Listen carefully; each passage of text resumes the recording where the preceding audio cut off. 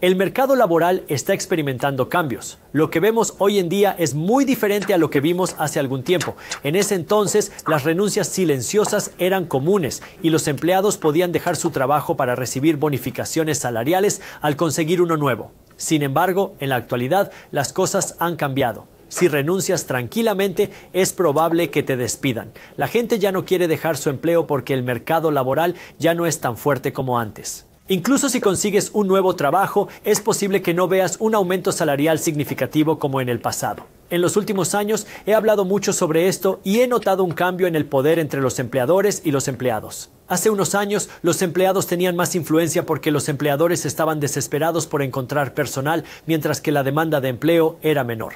Sin embargo, en la actualidad, la situación se ha equilibrado más y ha cambiado la dinámica de poder. Esto conlleva a muchos cambios en la cultura laboral. Por ejemplo, cada vez más empleadores se sienten más seguros al aplicar políticas laborales más rigurosas, como volver a trabajar en la oficina. Además, los aumentos salariales han disminuido de manera constante. Por lo tanto, en este video quiero analizar 3 aspectos: la situación del mercado laboral, el estado de los salarios y lo que esto significa para usted y el futuro del mercado laboral. La tasa de desempleo promedio en Estados Unidos se mantiene en el 3.6%, tanto en el pasado como en la actualidad, con una ligera subida al 4.1%, que sigue siendo históricamente baja, pero es un poco más alto que en los 2 últimos años. Ahora bien, lo interesante de esta cifra de desempleo es que cuando obtuvimos el informe de empleo más reciente, salió mucho mejor de lo que los economistas esperaban, lo que nos lleva a la pregunta importante: ¿cómo afectan los tipos de interés al mercado laboral y a las cifras de desempleo? Sabemos que cuando los tipos de interés subieron entre los años 22 y 23, se produjo un aumento de los despidos. Y ahora que los tipos de interés bajan, los economistas y el Banco de la Reserva Federal esperan que esto ayude a estimular aún más el mercado laboral. Y para asegurarnos de que estamos en la misma página, la razón por la que los tipos de interés más altos han contribuido a más despidos y a un aumento de las tasas de desempleo tiene que ver con un par de factores. En primer lugar, la carga de la deuda de las empresas. Y en segundo lugar, la ralentización de las ventas de las empresas, empezando por la carga de la deuda. Sabemos que la mayoría de las empresas en los Estados Unidos o muchas empresas en los Estados Unidos tienen deuda.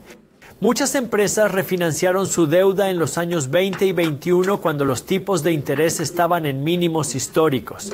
Aunque no obtienen hipotecas fijas a largo plazo, sí logran plazos de 3, 4 o 5 años para sus préstamos. Sin embargo, en el año 24, muchas corporaciones empiezan a notar que estas deudas se están ajustando a tipos de interés mucho más altos que en 22 y 21, lo que significa que sus costos, tanto por inflación como por el servicio de la deuda, están aumentando. Incluso si una empresa no ha aumentado su deuda, sus costos se incrementarán cuando se ajuste la misma. Además, la empresa también tendrá que pagar más intereses por esa deuda. Es el hecho de que la ralentización de las ventas también puede deberse a unos tipos de interés más altos, porque cuando los tipos de interés suben, los préstamos son más caros. Y no solo vivimos en una cultura de consumo, sino que vivimos en una cultura de gasto basada en el crédito, lo que significa que nuestra economía funciona a crédito, no solo el dinero en efectivo en su cuenta bancaria. Así que si alguien tiene $100 en la cuenta bancaria, eso no significa que solo pueda gastar $100. Significa que puede gastar $100 más lo que le dé el visado. Y cuando los tipos de interés suben, es menos probable que la gente vaya y ponga dinero en su Visa y es menos probable que Visa conceda tanto crédito.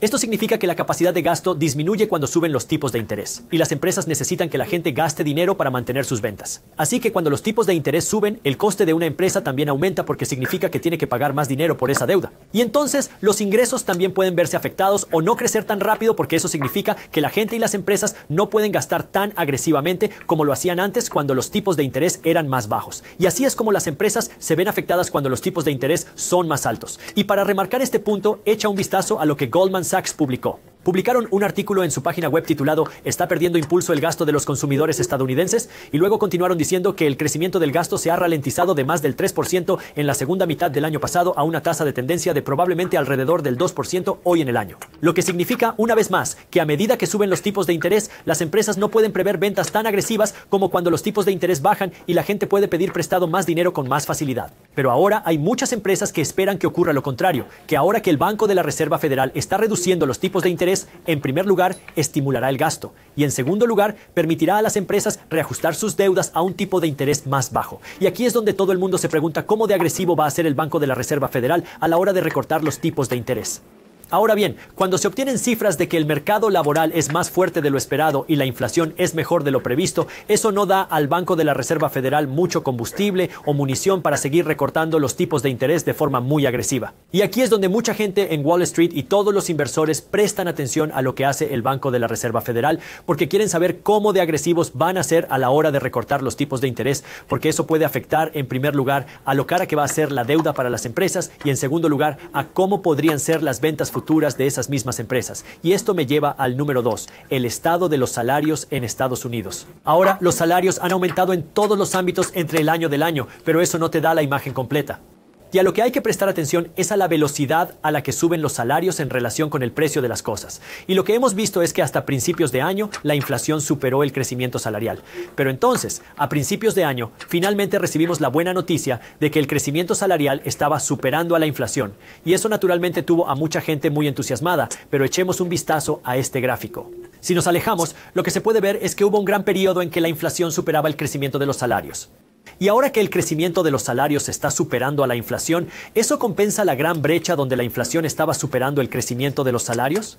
Analicemos las cifras. Entre el año del año y el año del año, la cifra de inflación registrada en estos 5 años es ligeramente superior a la del año del año. Estoy redondeando a la baja las cifras de inflación. Durante ese mismo periodo de tiempo, los ingresos de los hogares pasaron de unos 69 mil dólares anuales a unos 81 mil dólares anuales, lo que supone un crecimiento de algo menos del 18%. Estoy redondeando. El precio medio de venta de una casa en Estados Unidos ha pasado de unos 258 mil dólares a 433 mil dólares, lo que supone un aumento de alrededor del 67%. Y el coche nuevo medio vendido en Estados Unidos pasó de unos 38 mil dólares en 19 a algo menos de 48 mil dólares en 24, lo que supone un aumento de alrededor del 24%, lo que significa que entre 29 y 24 hemos asistido a un crecimiento de la renta familiar esperada. Digo esperado porque aún no conocemos los ingresos reales de los hogares en Estados Unidos. Lo sabremos en 25. Pero el crecimiento esperado de la renta familiar es de alrededor del 18%, mientras que el crecimiento de la inflación declarada es de alrededor del 23%. Ahora, por supuesto, la inflación real que muchos estadounidenses sienten es en realidad más alta que eso, pero incluso las cifras de inflación reportadas son más altas que el crecimiento de los ingresos de los hogares.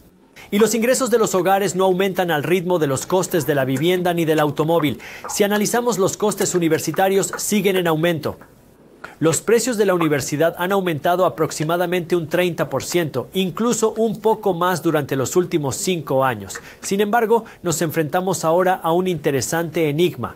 A medida que la tasa de inflación cae, también lo hace la tasa de crecimiento salarial en Estados Unidos, como se muestra en este gráfico del Banco de la Reserva Federal. Durante las últimas décadas, hemos observado un crecimiento constante en los ingresos. En mi boletín financiero gratuito, Market Breeze, hemos estado cubriendo todo esto. Si aún no te has suscrito, tienes el enlace en la descripción. Pero la pregunta ahora es, ¿qué significa esto para el futuro de la economía? Pero el crecimiento de los ingresos no ha seguido el ritmo del crecimiento de la inflación. Y el crecimiento de la inflación no ha seguido el ritmo del crecimiento de los precios de los activos. ¿Qué quiero decir con precios de los activos? Me refiero a cosas como los precios de las acciones y de la vivienda. Ahora, escúchenme bien. Esto no significa que los precios de las acciones siempre suban. Esto no significa que los precios de la vivienda siempre suban. Vemos caídas del mercado, vemos caídas de los precios de los activos, vemos recesiones. Pero a pesar de eso, a largo plazo, lo que hemos visto es que los ingresos no han seguido el ritmo de la inflación y la inflación no ha seguido el ritmo del crecimiento de los precios de los activos, porque la inflación beneficia desproporcionadamente a los precios de los activos y a los inversores más de lo que beneficia a los ingresos. Ahora bien, hay algunos sectores que han experimentado un mayor auge de los ingresos que otros, pero lo que quiero que entiendan es que esta tendencia, incluso si la inflación cae, no necesariamente va a desaparecer. Sabemos que entre los años 70 y hoy, el valor del dólar ha caído, lo que te pueden comprar $100 ha caído. Y sí, los ingresos han aumentado, pero no lo suficientemente rápido como para mantener el ritmo de crecimiento del coste de la vida y el crecimiento del nivel de vida. Lo que significa que si realmente quieres ser capaz de construir riqueza, sí, es bueno tener un buen ingreso, pero es importante transferir este ingreso en activos. Ahora podrías estar diciendo, bueno, Jaspreet, todavía hay preocupaciones sobre una recesión. Todavía hay preocupaciones sobre los precios del mercado y los precios de los activos. ¿Y si los mercados se desploman? Vale, de acuerdo. Pero las caídas del mercado han ocurrido en el pasado y seguirán ocurriendo en el futuro.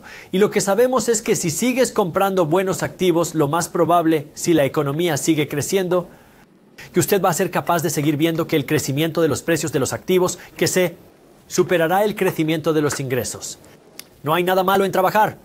No hay nada malo en ver crecer los ingresos, pero si realmente quieres ser capaz de construir riqueza y estar en el lado derecho de la economía, tienes que ser un inversor porque los precios de los activos históricamente han crecido más rápido que las tasas de ingresos. Crecido más rápido que las tasas de ingresos. Y si quieres crear riqueza, tienes que ser propietario de activos, lo que significa que tienes que ser inversor. Acabamos de entrar en la siguiente fase de la economía mundial. El Banco de la Reserva Federal está recortando los tipos de interés, Canadá está recortando los tipos de interés, China los está bajando y países de toda Europa también están recortando los tipos de interés. Y también hemos visto algunos países, por otra parte, ahora comienzan a protegerse contra cualquier tipo de incertidumbre económica potencial mediante la compra de cosas como